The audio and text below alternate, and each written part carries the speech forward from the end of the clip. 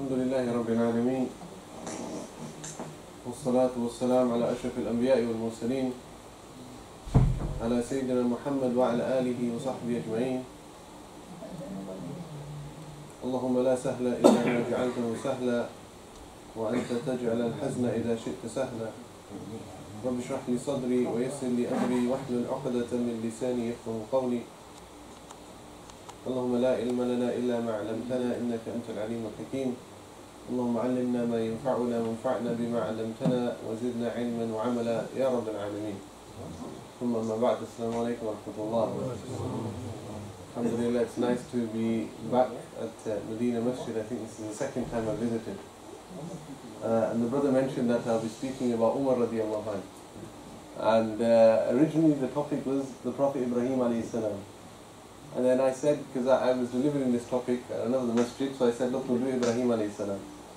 And then another masjid asked me to also do the life of Umar when I was in Egypt. So I agreed. So I told Nabil will speak about Umar here as well.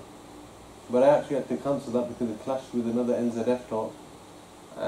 So, as I mentioned to Nabil before, I'll be speaking about Ibrahim alayhi salam.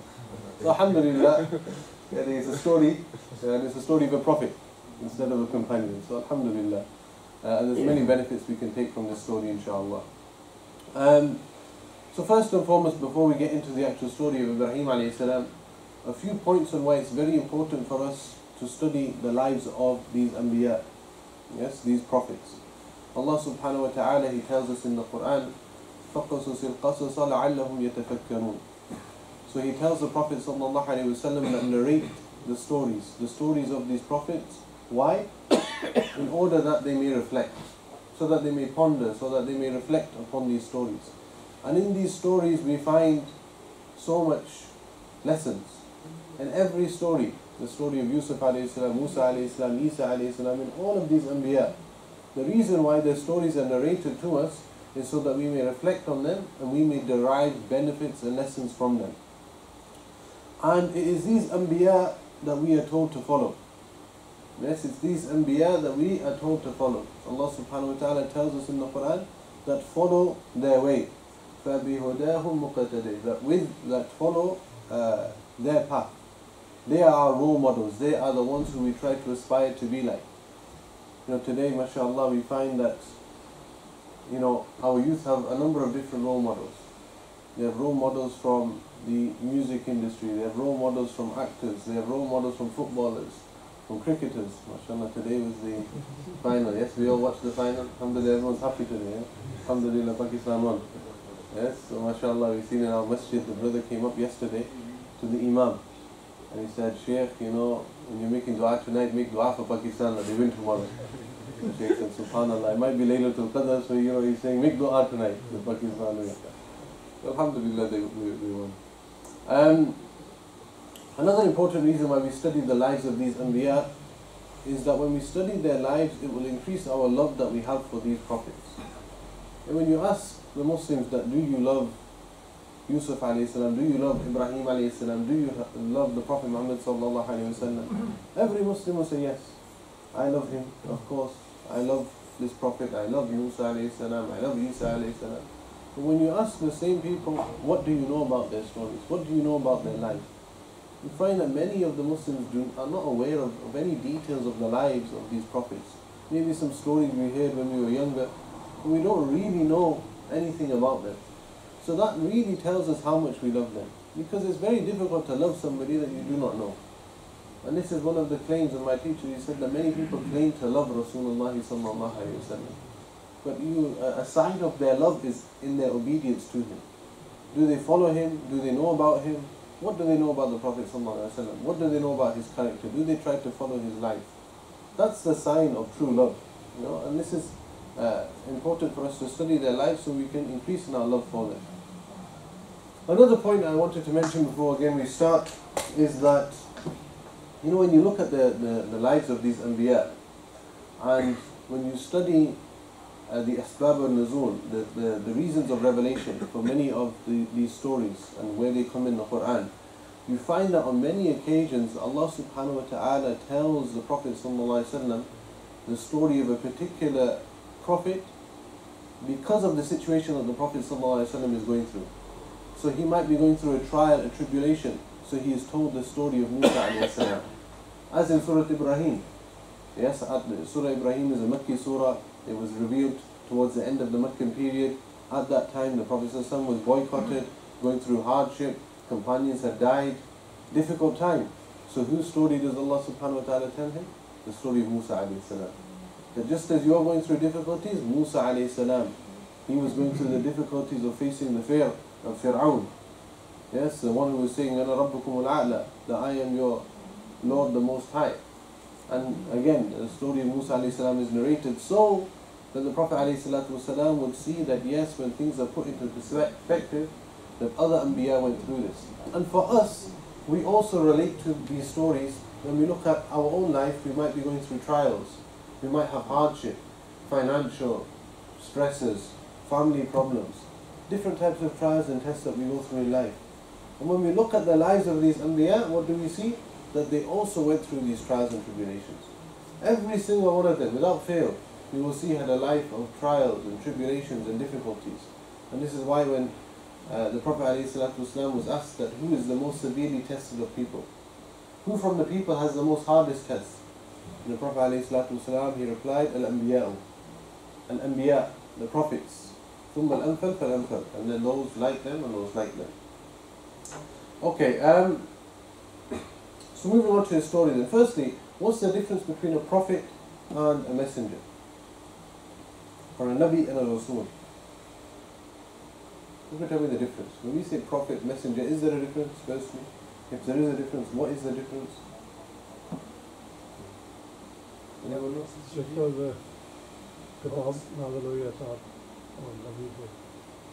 Say anything? Book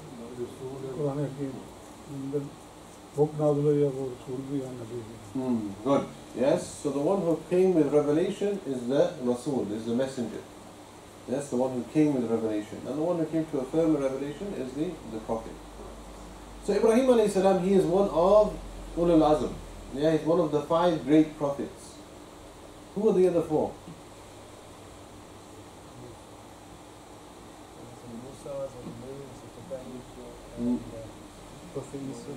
Musa, Isa, Nuh, Ibrahim, and Muhammad sallallahu alayhi wa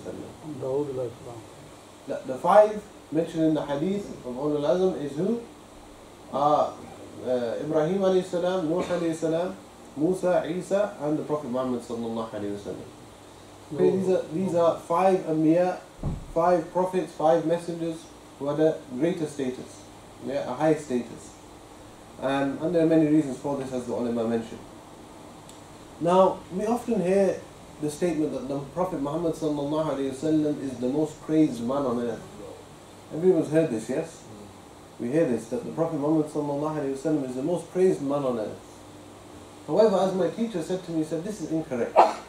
He said, rather the most praised man on earth is Ibrahim alayhi salam. How so? How is Ibrahim alayhi salam the most praised man on earth?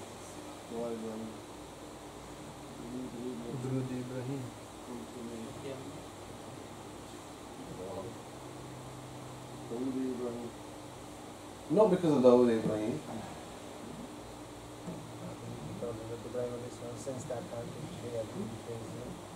Everybody praises him. Who's everybody? He is the father of the Abrahamic faith. Okay, so he is respected and honored not only by Muslims, but by Jews, by Christians. All 3 religions venerate Ibrahim alayhi salam. All 3 of these religions follow Ibrahim alayhi salam. They call Ibrahim alayhi salam as their prophet. All 3. Yeah, so when it comes to the others, when it comes to Muhammad sallallahu alayhi wa sallam, the Christians, the Jews will say no. Even today, the modern day Christians and Jews, they will say no, we don't believe in him. However, when it comes to Ibrahim alayhi salam, they all believe, they all praise. So Ibrahim alayhi salam is unique in that sense that he is accepted by all. Now when we look at the story of Ibrahim alayhi salam in the Quran, we find that time and time again, his story is a story of submission. Allah subhanahu wa ta'ala, time and time again, he uses the word Islam when he talks about Ibrahim alayhi salam. Islam when he talks about Ibrahim alayhi salam. Islam meaning submission. Yes, that he has to be from those, from the Muslimin, those who submit. Yes, Allah described him from the Muslimin, those who submit. Time and time again we find he is described as a Muslim, i.e. the one who submits. And when we look at the pillars of Islam, we find that they go back to Ibrahim alayhi salam. 4 of them definitely go back to Ibrahim alayhi salam. Tawheed goes back to Ibrahim alayhi salam, yes, because he was the one, yes, as we know, the father of the Abrahamic faith, the one who came with Tawheed, and he's the role model for Tawheed. You know, the Prophet alayhi salatu wasalam is told that follow the millah of Ibrahim. He's not told to follow the millah of Musa alayhi salam or the millah of Isa alayhi salam. He's told to follow the millah of Ibrahim alayhi salam.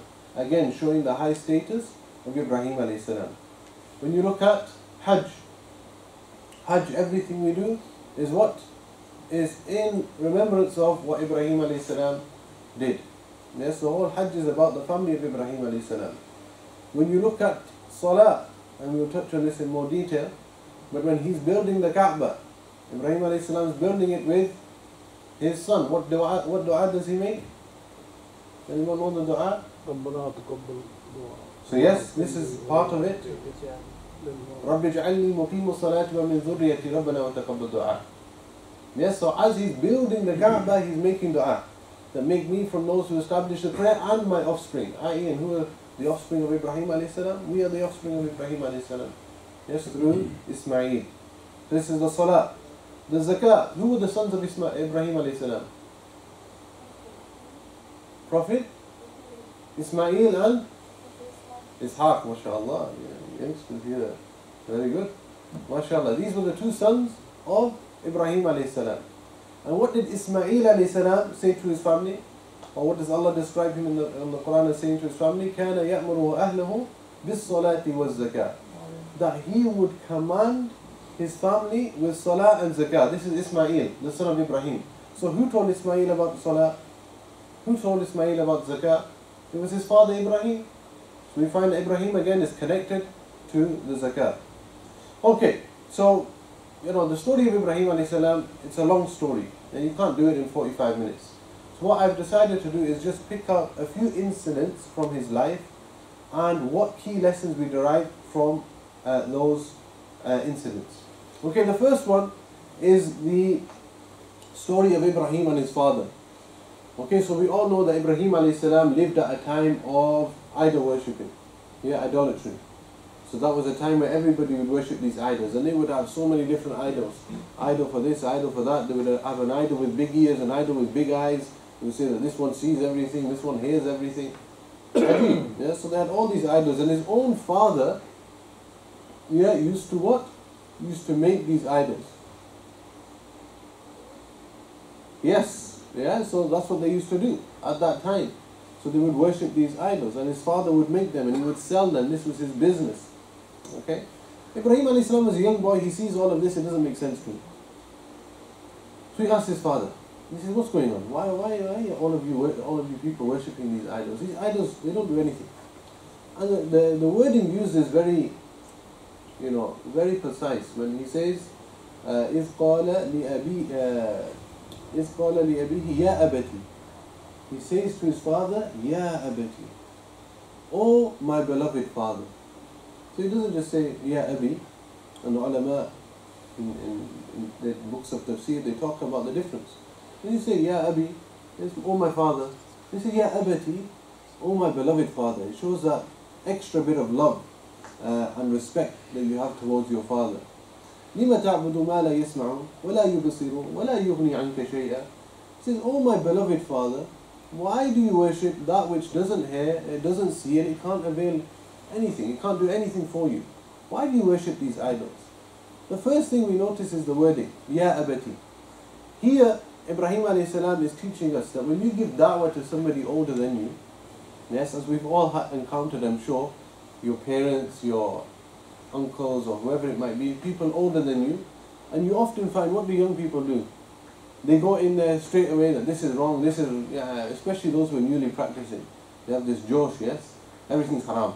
This is haram, that's not allowed, this is not allowed, boom, boom, boom.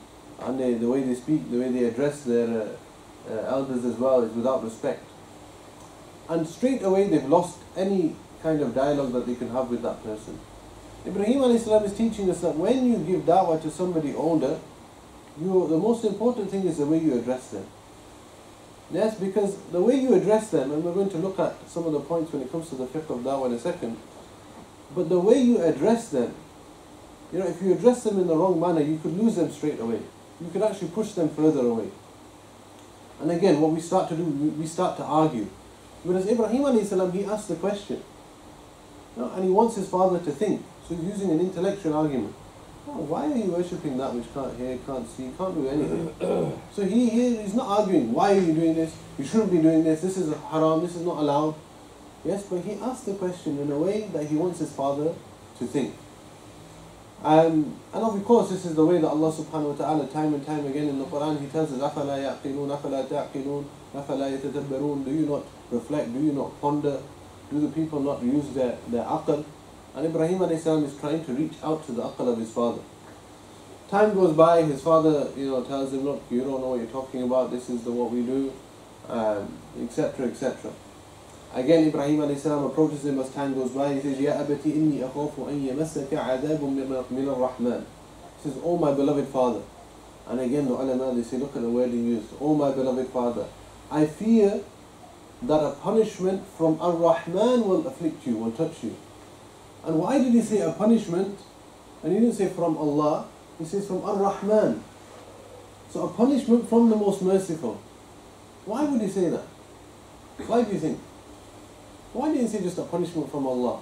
He says a punishment from ar-Rahman, the most merciful, will afflict you. Any idea? Very conscious that if I just speak for 45 minutes, people are going to be nodding off. Yes, we need to get some instruction. Because Allah is Rahman. It is not possible that Rahman give a punishment to somebody. Okay.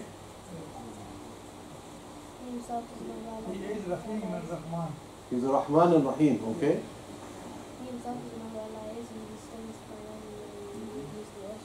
Who doesn't know who Allah is? Okay, so Ibrahim alayhi salam is saying as a young boy at this time he doesn't know who Allah subhanahu wa ta'ala is. Okay? Anything? No? Kala. So the ulama, they say that Ibrahim alayhi salam, he says, Adabun min ar-Rahman, punishment from the most merciful. Here, what is he showing his father? He's showing his father one of the attributes of Allah subhanahu wa ta'ala, that he is the most merciful, ar-Rahman. However, for those who transcend, for those who transgress, for those who commit shirk, for those who worship others besides Allah, then realize that that same ar-Rahman is the one who will punish. Yes, he's ar-Rahman, the most merciful. But for those who worship idols, who worship others besides Allah, that same ar-Rahman will punish. So realize this. Now Ibrahim's father again, he doesn't accept. Okay? He pushes his son off, he rejects his son. So then Ibrahim alayhi salam, he goes and approaches who? He approaches the other people in the village. And he gives them da'wah, he tries to invite them to Islam. Again, they're refusing, some people are not listening to him, he's just a young boy, what does this young boy know? So one day, as it mentions in the books of history and seerah, the people, they're going to leave for a celebration. So they get together, they ask Ibrahim alayhi salam, are you going to come with us? We're going to go for this celebration. Ibrahim alayhi salam, he says, no, I am saqeen. I am sick. I am sick of what? I am sick of this, what you people are doing. Okay, I am sick of this idol worship that's going on. Okay? The people, they go away. Ibrahim alayhi salam, he enters the temple. This is where all the idols are. As we mentioned, different sizes, different shapes, big ears, big eyes, all of these different idols. Ibrahim alayhi salam, he goes in there, he says, مَا لَكُمْ لَا تَنْتِقُونَ. Now what's wrong with you? You can't utter any words. And then he starts playing around with them, throwing one here, throwing one there. And as it mentions in some narrations, he gets an axe and he starts to break all the idols. So he breaks all these idols, there's one left, the big one, and he, leaves the axe around the neck of the big one. The people come back from this celebration. They want to enter the temple, they want to go and worship these idols. As soon as they enter the temple, they see all of the idols have been smashed. All of them have been smashed apart from one. So they're shocked. All of us went away. Who's done this? مَنْ فَعَلَ هَذَا بِآلِهَتِنَا? Now who did this to our idols? And then some of them remember that young boy Ibrahim who was going around saying, what is this worshipping you're doing? So they call for Ibrahim alayhi salam. Ibrahim alayhi salam, he comes now, everybody's surrounding him. Now you have to think that Ibrahim alayhi salam as a young boy, he could be scared, he's frightened, everybody's surrounding him. They ask him, did you do this? And he says, what? Ask the big one. Ask the big one. He'll tell you. Of course, this big idol is still there, he'll be able to tell you. And of course now they know that the big idol can't speak, the big idol can't do anything. So they know Ibrahim alayhi salam is the one who's done this. And they get very angry. And what do they say? حَرِّقُوهُ حَرِّقُوهُ. That burn him, burn him. So Ibn Kathir mentions that they start to gather wood from all over to build this large fire. And they say that it was so large, Ibn Kathir mentions that they brought firewood from everywhere and they started to build this fire, and it became so big that they couldn't even approach the fire to throw Ibrahim alayhi salam into that fire. And when the birds would go on top of the fire, they would fall in due to the extreme heat of that fire. So what does Ibrahim alayhi salam do now?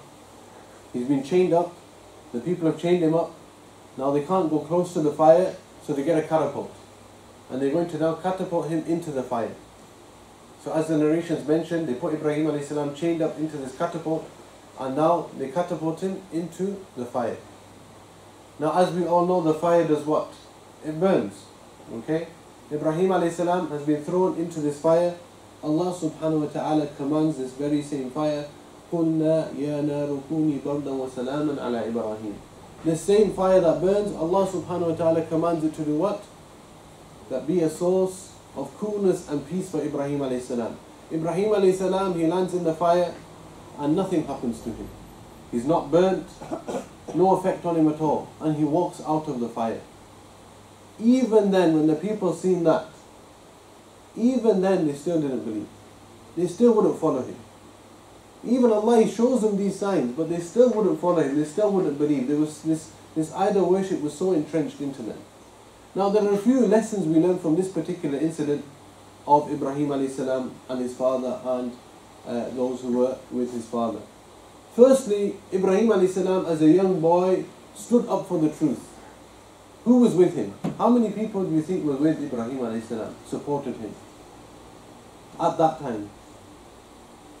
Now we need, mashallah, a whole team with us, we need backup, we need all of this. How many people do you think were with Ibrahim alayhi salam? None. Not one person. After the incident of the fire, some of the narrations mentioned then his nephew Lut alayhi salam believed, and later on who became his wife Sarah alayhi salam. But at that time he was by himself. And he stood up for what he believed in, even although he was by himself.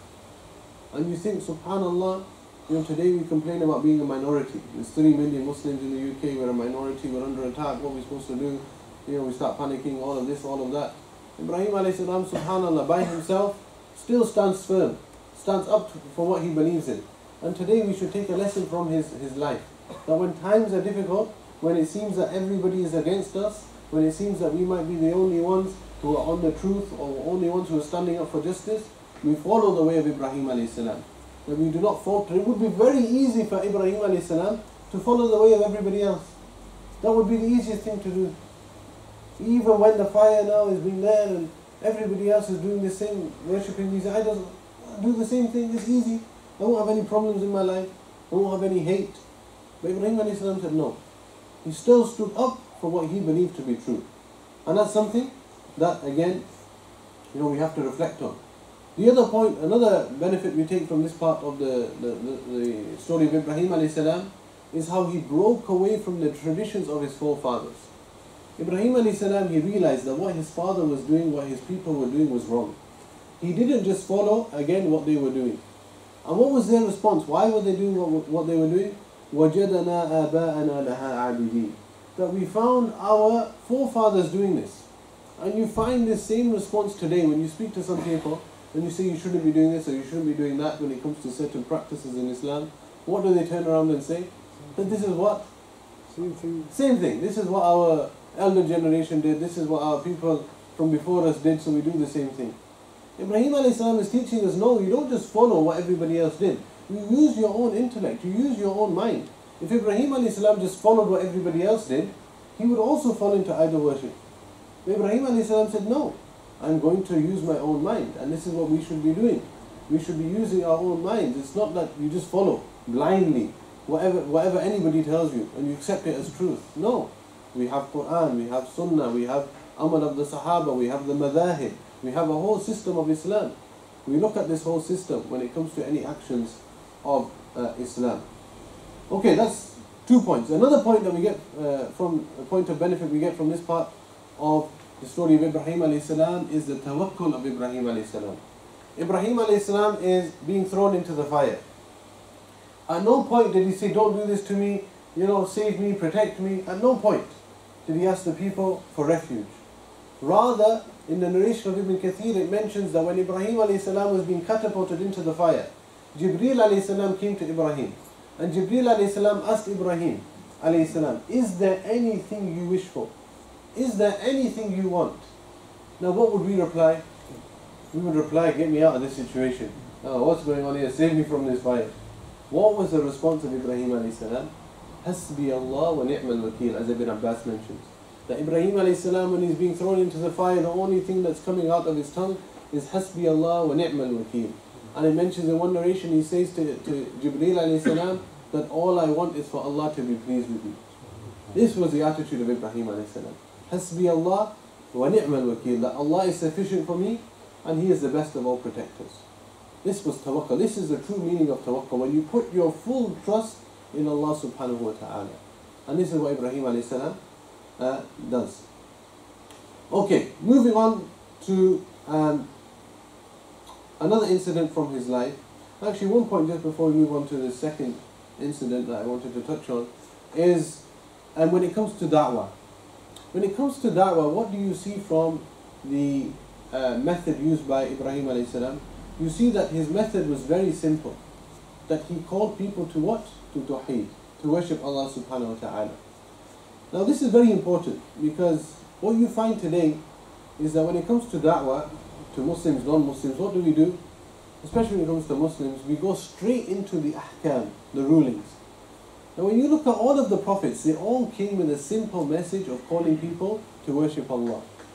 Now the Prophet ﷺ, how many years was he in Mecca as a prophet? How many years? 23. He's 23 years of prophethood. How many of those years was in Mecca before the Hijrah? 10, 12, 16, 13 years. He spent 13 years in Mecca and 10 years in Medina. Now in these 13 years, what was the Prophet ﷺ inviting the people to? What was the da'wah? Was there any salah at that time? When was salah made obligatory? In which year? Believe the God. Believe the God. Yes, so this was the message. But when was salah made obligatory? Salah was made obligatory a year and a half or so before the Hijrah. So 10 years after the Prophet ﷺ became a prophet, or prophethood started. 10 years there was no salah obligatory. Zakah, when was zakah made obligatory? Zakah, the second year after Hijrah. Siyam, after Hijrah. Hajj, the 9th year after Hijrah. All of the ahkam, all of these ibadat came when? Came in the Meccan, apart from salah, came in the Medinan phase. So the beginning message was what? The beginning message was the Prophet ﷺ refining people's character, was drawing their attention to the one God, was getting them away from the habits and the rituals that they were entrenched in. So the beginning of his message was completely on Tawheed, was connecting people with Allah subhanahu wa ta'ala. Now what do we do today? Straight away when we're giving da'wah, we go straight into the ahkam, into the rulings. You know, Aisha, she has a very interesting narration. She says that if the first thing to be revealed in the Quran was do not drink alcohol, what would the people have said? We're never going to give up alcohol. If the first thing revealed in the Quran was stop committing fornication, the people would have said we're never going to give up fornication. But the first thing revealed in the Quran was the ayat, the surah of al-Mufassal. Those ayat and those surah which talks about heaven, hell, day of judgment, Allah, which talk about the usul of the religion, which talk about Allah subhanahu wa ta'ala. These were the first things to be revealed. When people's hearts became connected with Allah, that's when the ahkam came. Today what do? We try to implement the ahkam on people, the rulings, the halal and haram on people, before their hearts have even become connected with Allah subhanahu wa ta'ala. That is not to say that, of course, we don't tell people about, rulings of halal and haram and tell them about the salah, etc. But when you have somebody who has no relationship with Allah, doesn't pray, doesn't worship Allah, and then you go and tell them that, this is haram or this is halal, he's thinking, I don't even, recognize Allah and you're telling me about halal and haram. So the first thing we have to do is connect people with Allah. And there's an interesting story a friend of mine tells me. He comes from a Gujarati family, very, very practicing family. Okay, now he was telling me that, his brother doesn't pray. He's, one of those who's just chilling and, enjoys himself and whatnot. And he says, we sit down for dinner, and if he sits down and he's not got his topi on, because my mom gets so angry. Yeah, he's not got his topi on when he's having dinner. Because my mom gets so angry. He says, I say to my mom that this guy doesn't even pray. And you're getting angry that he's not got his topi on when he's eating dinner. As if this is some kind of condition, the point is what? That we've taken certain rituals and we've made them like the asas of the religion. Like the foundations of our religion. And the main important things we neglect. So even when it comes back to the da'wah, we have to be very careful that when we give our da'wah, we are connecting people with Allah subhanahu wa ta'ala. We focus on inculcating love of Allah in the hearts of people. This is the most important thing. Okay, the next incident, how long do we have by the way? What time are we going to? Couple of hours. Couple of hours. Iftar at 10 today, yeah? No problem. 20 past 8, okay. The next incident is the incident of Ibrahim alayhi salam and the king. Who's heard of this story of Ibrahim and the king? Yeah? What was the name of the king? I've heard of it. MashaAllah. Yes, the story of Ibrahim and the king. So what happens is, Ibrahim alayhi salam, he realized his father, the people are not going to accept. He's tried his best to give da'wah, he's been thrown into a fire, he's walked out, people are still not believing. And news started to spread. News spread and reached a king whose name was Nimrud. Now this king wasn't an ordinary king. Ibn Kathir mentions that he was a king for 400 years. Yes, as we know, the previous nations, they had different lifespans. Now this king lived for 400 years. So he was like a super king. And Ibn Kathir, he mentions there were certain kings whose kingdom spanned from the east to the west. So Nimrud was one. The other was Sulaiman alayhi salam. Another was Dhul Qarnayn. Now these had major kingdoms. Now this incident, by the way, is recorded in Surah Al-Baqarah, ayah 256, the incident between Ibrahim alayhi salam and the king. So this king, he's very powerful. He calls for Ibrahim alayhi salam. Who is this boy who's claiming that there's a God, etc., etc.? Bring him to me. Ibrahim alayhi salam, he enters the courtyard of the king. Yes, and he's the king of Babylon. He enters the courtyard. Everybody prostrates.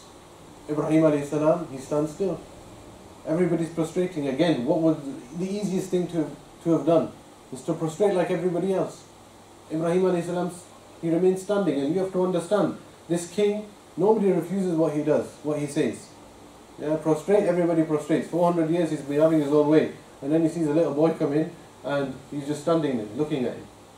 So the king now, obviously, he's angry.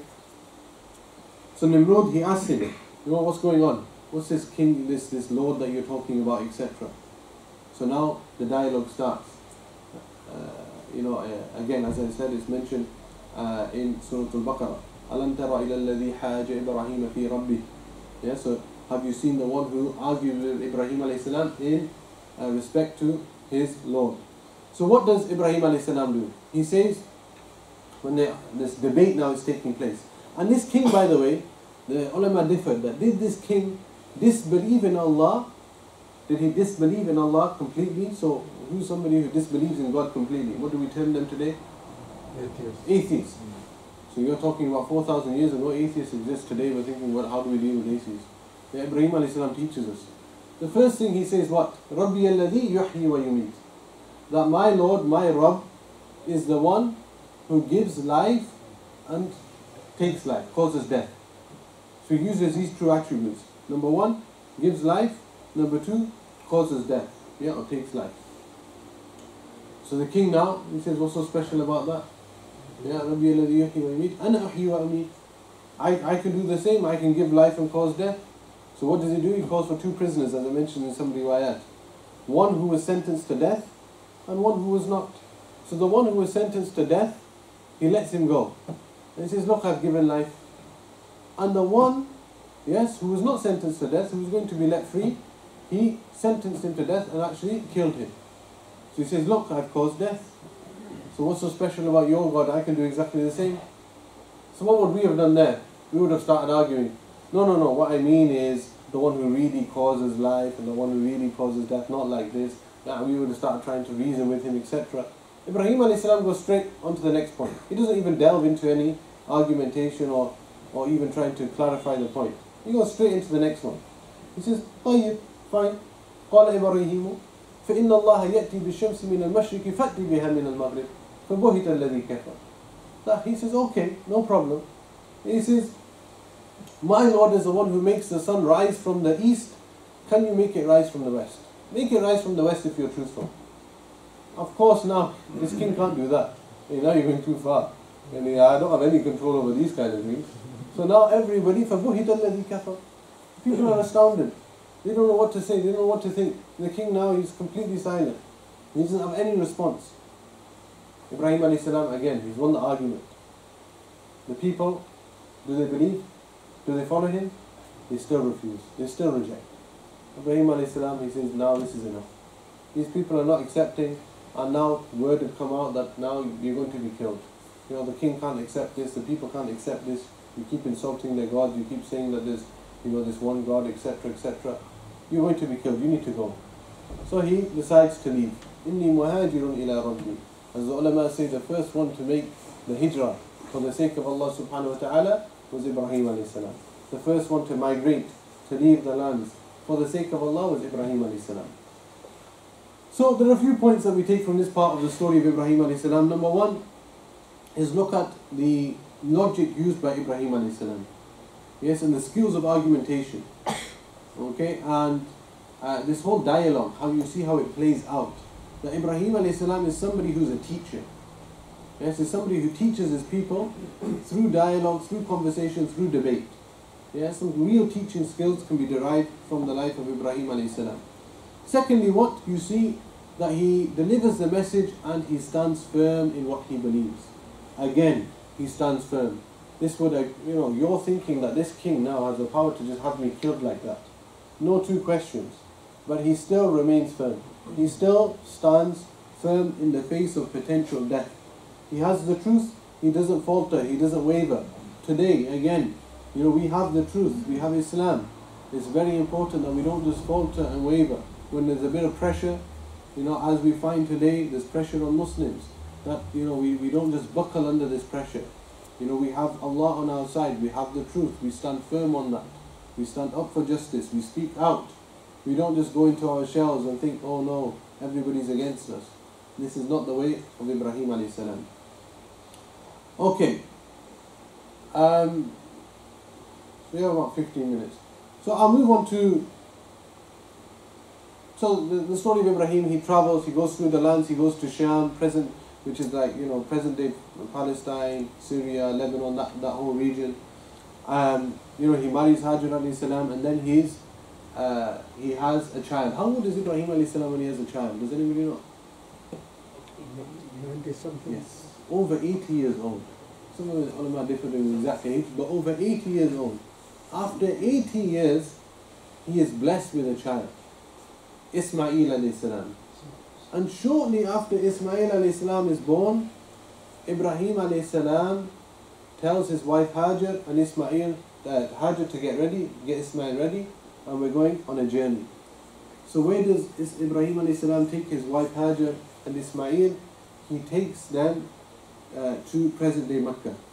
and he leaves them in the area of Safa Marwa, the Kaaba, where it is today, and he begins to walk away.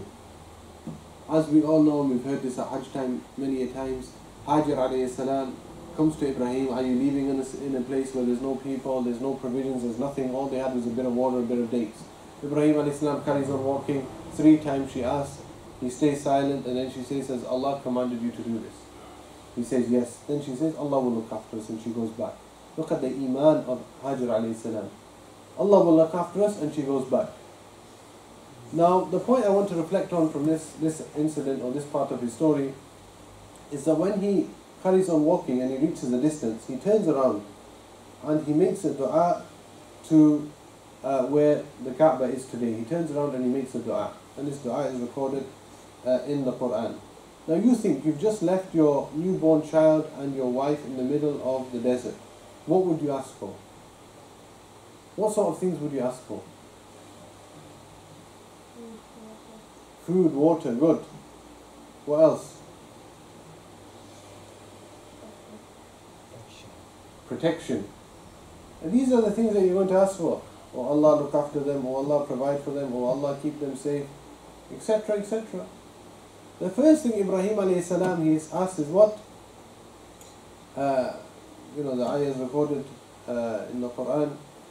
And the first thing he asked for is that they are people who establish the prayer. That you make them people yuqimu salah, who establish the prayer. Now the ulama, they looked at this and they said, subhanallah, the first thing that Ibrahim asked for is that they become people who establish the prayer in their life. So the first thing he looks at is the spiritual needs of his family. Today the first thing we look at is what? Is the physical and material needs of our family. But Ibrahim alayhi salam is teaching us what? That the most important thing is the spiritual development of your family. Are they people who establish prayer in their life? Are they people of a connection with Allah? Yes, today what do we do? And subhanallah, I remember a few Ramadans ago it was now, where my auntie called me and she said, I've got a friend who wants to speak to you. Can you come and speak to her? I said, fine. So a few days later I went and we had a meeting. And I remember sitting down with this auntie. And as soon as I sit down, she starts to cry.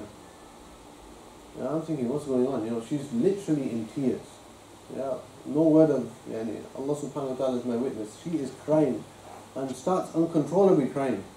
So I'm trying to calm her down, asking her what's wrong.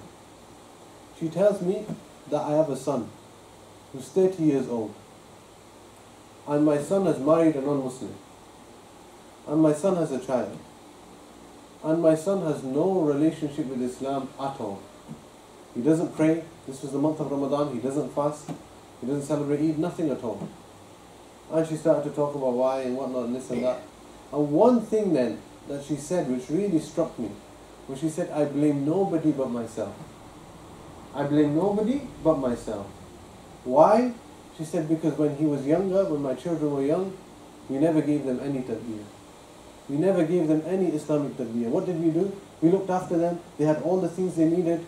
Yes, clothes, latest things. They had everything. We provided for them 100%. But when it came to their tarbiyah, we never gave them any tarbiyah. We were busy watching dramas, we would put the TV on for them. We were busy watching dramas, we would tell them to go out. We never gave them any tarbiyah. And she says, now, this is the fruits of what I produce. Why? Because as parents, what do? We give so much importance to the physical and material needs of our children, and we end up neglecting the spiritual development of our children and our families. Ibrahim alayhi salam teaches us what? The most important thing is that you look after the spiritual development of your family. Now, a lot can be said, of course, with regards to the salah and the importance of the salah, and I'm sure many a times our imam in this masjid has reiterated this time and time again. Even when you look at all of the prophets, subhanallah, one of my teachers, he did a study of the Quran, and he was talking about salah in relation to the other prophets. And he says, look how Ibrahim alayhi salam, when he's building the Kaaba, he could make any dua. Yes, he could make any dua. He's building the Kaaba, what dua does he make? رَبِّ اجْعَلْنِي مُقِيمَ الصَّلَاةِ وَمِنْ ذُرِّيَّتِي رَبَّنَا وَتَقَبَّلْ دُعَاء. The dua he makes is what? That, oh Allah, make me and my family and those who come after me people who establish the prayer. This is the dua that he makes. He wants to be people who worship Allah subhanahu wa ta'ala. When you look at the story of Musa alayhi salam, Musa alayhi salam, again, he's lost in the desert. And he sees a fire in the distance. He's with his wife and he says, I will go, there must be people there, there's light there, and I'll get some provisions and I'll get some guidance. He reaches the fire and there's nobody there. And this is the first time that Allah subhanahu wa ta'ala speaks to Musa alayhi salam.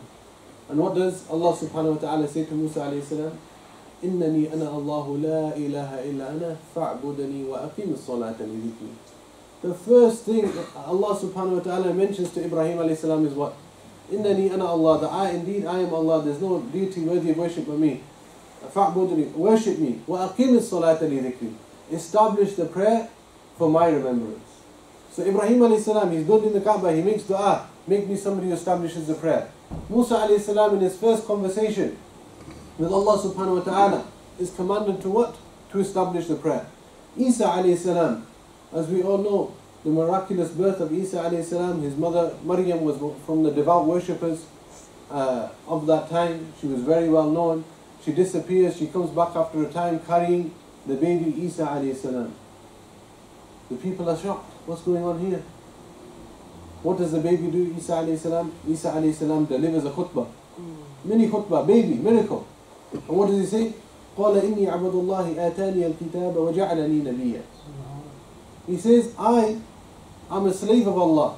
That Allah subhanahu wa ta'ala has given me the book and He's made me a prophet. وَجَعَلَنِي مُبَارَكًا أَيْنَمَا كُنْتُ وَأَوْصَانِي بِالصَّلَاةِ وَالزَّكَاةِ مَا دُمْتُ حَيًّا. And he says, and Allah has made me blessed wherever I may be. And He has what? He has commanded me to establish the prayer and to give the zakat as long as I live. Isa alayhi salam. So we have the Prophet Ibrahim alayhi salam, salah. Prophet Musa alayhi salam, salah. Prophet Isa alayhi salam, salah. The Prophet Muhammad sallallahu alayhi wa sallam. We all know he's taken on the night journey. All of the ahkam come down to the Prophet Muhammad sallallahu alayhi wa sallam through Jibreel alayhi salam. All of the rulings, all of the commands, everything through the Quran. When it comes to the salah, Muhammad sallallahu alayhi wa sallam is invited where? To the heavens. That there's something so important that Allah wants to converse with you directly about. What is this? The salah. And as we know, he goes up, he's commanded with how many salah? 50. He comes down, who does he see? Musa alayhi salam. Musa alayhi salam says, listen, I've dealt with people, yeah? These people are never going to be able to do 50 salahs. Let's go back, ask for less. Up and down, 5 less, 5 less, 5 less, until it comes to 5. And Musa alayhi salam says, go back and ask again. Prophet Muhammad sallallahu alayhi wa sallam says, no, this is getting embarrassing. To go back, how can I go back and ask for less than 5? And then, of course, Allah subhanahu wa ta'ala informs us in the Hadith Qudsi that these are 5, but the reward will be of 50. From the mercy of Allah subhanahu wa ta'ala. And we have to thank Musa alayhi salam. Yes, for his nasiha to the Prophet sallallahu alayhi wa sallam. So this is the importance of the salah, my brothers and sisters. And this is what the first thing that we have to inculcate within our families, our children, those who, we know are not living by Islam. We have to bring them to the salah. Very, very important. So many ahadith, so many ayat which touch on this point. Okay, we've got a few minutes left. Should we take some questions or shall I? Yeah, can you open? Should we stop there then? We've got 5 minutes left. Okay. So I'll just quickly finish off on the last part of the story of Ibrahim and Islam, which we've all heard before, and that's, of course, the dream that he sees when he's sacrificing Ismail alayhi salam. So Ibrahim alayhi salam, many years pass by. Ismail is now a shab. He reached the age of, let's say, 10, 15 years old, roughly. And now Ibrahim alayhi salam sees in a dream that he is sacrificing his own son. Now, as a parent, you have to think that this is the most difficult thing that you can imagine. And of course, as we know, the dreams of the Anbiya are wahi. So he knows this is revelation from Allah. So he says to his son Ismail that this is what I've seen in the dream. I'm sacrificing you. And look at Ismail as a young boy. What's his response? Do as you are commanded. Satajiduni inshaAllah min as-sabirin. That you will find me from the patient ones. And he's not asking Ismail for permission. He's asking Ismail in order to get him psychologically ready. And as we know, the time comes to do the slaughter. He's about to perform the slaughter. Allah subhanahu wa ta'ala replaces Ismail for the ram. What was the whole purpose of that incident is what? Is to check the devotion of Ibrahim alayhi salam. That who does he love more? Allah subhanahu wa ta'ala or his son? Is he going to fulfill the command or is he going to falter? Is the shaitan going to get to him? Ibrahim alayhi salam stays strong, he performs it, and of course, as we know, this is what we commemorate every single year in the Hajj through the Udhiyah. But what do we see from this? That Ibrahim alayhi salam is somebody who faced the greatest of tests, the greatest of trials. And you cannot imagine, number one, having to leave your child in the middle of a desert. You don't know what's going to happen to them. Number two, when that child was older, now you're having to sacrifice them. And you believe that this is what you're going to do. You're going to sacrifice this child now for the sake of Allah subhanahu wa ta'ala. Test after test, trial after trial, difficulty after difficulty. But what do you see every single time? That Ibrahim alayhi salam submits. That he truly was a Muslim. And the Muslim is the one who what? Yuslim. Al-Muslim alladhi yuslim. That the Muslim is the one who does Islam, i.e. he submits. That's what Islam means, submission. That you submit everything to Allah subhanahu wa ta'ala. And this is what you find time and time again in the story of Ibrahim alayhi salam. And we ask Allah subhanahu wa ta'ala to allow us to follow in his footsteps. To truly be Muslims who submit to the will of Allah subhanahu wa ta'ala. And we ask Allah subhanahu wa ta'ala in these blessed nights, these remaining nights of Ramadan, to accept our fasting, to accept our recitation of the Quran, to accept our salah, to accept everything. And we only have really a few days left of Ramadan. And these are key days. This is a key time. These are the most blessed days. We could have Laylatul Qadr any day really. You know, many of the ulama, as we all know, the Prophet ﷺ said, seek Laylatul Qadr when? In the odd nights of the last 10 nights. Okay, seek it in the odd nights of the last 10 nights. But there are other riwayat which indicate that it might even fall on an even night. You know, Imam Nawawi rahimahullah, he was of the opinion, and others, that actually Laylatul Qadr changes every year. That there's no fixed date. Why? Why didn't we just get told that this is the day of Laylatul Qadr? Why did the Prophet ﷺ struggle for the whole 10 nights to find this one night? He did this, why? To show us that we can't put all our eggs in one basket. Every single night of these last 10 nights we should be struggling hard. He would awaken his family, he would pray the whole night. You know, and as we all know, Laylatul Qadr khayrun min alfi shahr. It's better than 1,000 months. One night, through the mercy of Allah, is better than 1,000 months. Not just 1,000 months of our worship. 1,000 months of our worship is nothing, let's be honest. This is 1,000 months of whose worship? Imam Tabari rahimahullah, and I'll finish on this, I don't want to go on too long. He says, كان في بني إسرائيل رجل يقوم الليل حتى يصبح ثم يجاهد العدو بالنهار حتى يمسي ففعل ذلك ألف شهر فأنزل الله تعالى هذه الآية قيام تلك الليلة خير من عمل ذلك الرجل. Imam Tabari rahimahullah, he says that there was a man from Bani Israel, from the children of Israel. And what did this man used to do? That this man, he used to stand every single night in prayer. Every night in prayer he would do. He would stand. And every day he would go out and perform jihad. فَفَعَلَ ذَلِكَ أَلْفَ شَهْرٍ. And he did this for how long? For 1,000 months. فَأَنزَلَ اللَّهُ تَعَالَى هَذِهِ الْآيَةِ. So Allah subhanahu wa ta'ala revealed the ayah that Laylatul Qadr is better than 1,000 months. I.e. better, خَيْرٌ مِّن قِيَامِ تِلْكُ الرَّجُلِ. That is the قِيَام تِلْكَ اللَّيْلَ خَيْرٌ مِّن عَمَلِ ذَلِكَ الرَّجُلِ. That the standing we do, the worship we do on this one night is better than the actions of that man. This man who stood every single night in prayer for 1,000 months. This man who did jihad every single day. But through the fadl and virtue of the night of power, the actions that we do in that night are better than that man who did that for 1,000 months. This is Laylatul Qadr. This is what the Prophet ﷺ was seeking. You know, so every single night from now until the end of Ramadan, we should be seeking Allah subhanahu wa ta'ala, increasing in our dua, doing our istighfar, really trying to connect with Allah in these remaining nights, and we ask Allah subhanahu wa ta'ala to allow us to do so. Wa akhiru da'wana and alhamdulillahi rabbil alamin.